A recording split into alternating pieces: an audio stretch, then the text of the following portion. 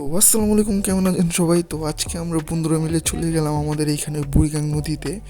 তো এরপরে আমরা সবাই মিলে একটা ঘাট থেকে নৌকা নিয়ে নিই। তো আমার বন্ধুরা সবাই উঠে পড়লো। আমি যখন উঠতেছিলাম আমার বন্ধু বললো যে তুই সামনে বসবি না পিছনে যা। আমি বললাম ভাই তুই বসে ঠান্ডা থাক। তো এরপরে সবাই বসে পড়লো।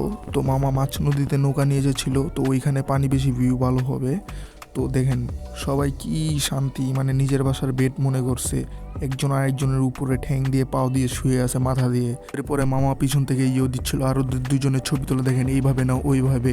ওরা হচ্ছে ইনস্টাগ্রাম ইনফ্লুয়েন্সার। তো মামা আবার ওদের ছবি তোলা দেখে হাসতেছিল। তো ওরা দেখেন দাঁড়িয়ে দাঁড়িয়ে ছবি তুলছে দুইজনে, দেখেন। তো এরপরে দাদার ছবি তুলে দিল, এরপরে আমার কিছু পিক নিলাম। তো এরপরে গ্রুপ ছবি নিলাম আমরা কিছু। তো এরপরে আমি একটু নদীর সাথে ভিউ নিই। খুব সুন্দর আবহাওয়া হয়েছে আজকের, আকাশটা অনেক সুন্দর দেখতে।